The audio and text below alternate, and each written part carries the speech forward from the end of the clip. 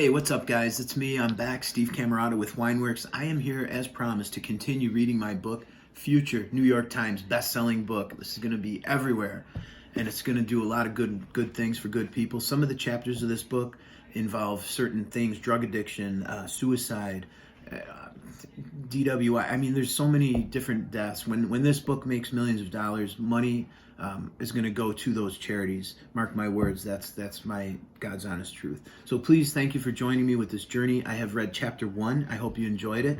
And right now, this one will be a quick one. This is chapter 2, and it's called Chapter 2, The Crash, from New York best-selling book, Please Don't Die, written by me. Thank you so much.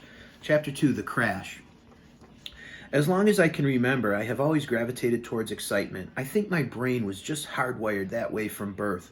As a small boy, I would always be the first one to try something or suggest trying something that others would hesitate to do or probably would never do in the first place. One such example was the time I tried to convince my older brother David that if we combined 10 or so garbage bags together inside another, that we would be able to jump off the roof of our house and magically and blissfully parachute down to the ground without any problems. That is a dumb idea and dangerous. There is no possible way that will actually work, he said. You go first, he added. Of course it'll work, I responded as I launched myself off the roof. As it turns out, David was correct. It didn't work, and I was seriously injured. One of my earliest childhood memories dates back to around 1972, when I was 2 and my brother was 3. My mom and dad would take us on family bicycle rides around Lockport, New York neighborhood. They had his and hers matching Schwinn bicycles with kid seats attached to the back of each one. Each bicycle had these cool headlights that were powered by pedaling. My father's headlight always burned the brightest because of his powerful strokes. David was a little bit heavier than me at the time, so he would usually ride on the back of Dad's bike, while I would always draw the short straw and have to get stuck riding on the back of Mom's bike. I say this because to this very day, my mother is the type of bicycle rider that always looks like it's her very first time riding a bicycle. No confidence at all. Very wobbly and shaky is her lifelong technique.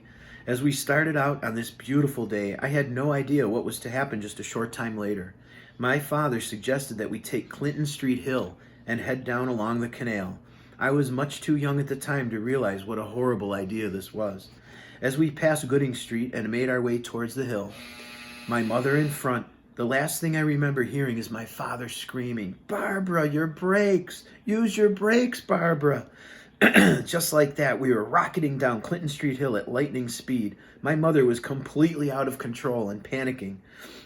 As we picked up speed, we left my dad and David into the dust. She almost pulled it off, too. But as we quickly approached the bottom of the hill, she suddenly hit the curb and we both went flying.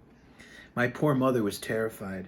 Flying through the air we went. My mom flew off the bike, but I was still strapped into the toddler seat on the back of the bike. It's a miracle that neither of us were seriously injured. My father arrived on the scene immediately. He was breathing heavy and had the worried look of concern on his face. That look that he gave me I will never forget. He thought I was crying, and he immediately started probing me for broken bones and lacerations. His troubled look soon softened when he realized that I wasn't actually crying at all, as he initially had assumed, but rather I was laughing. And so begins the story of my life.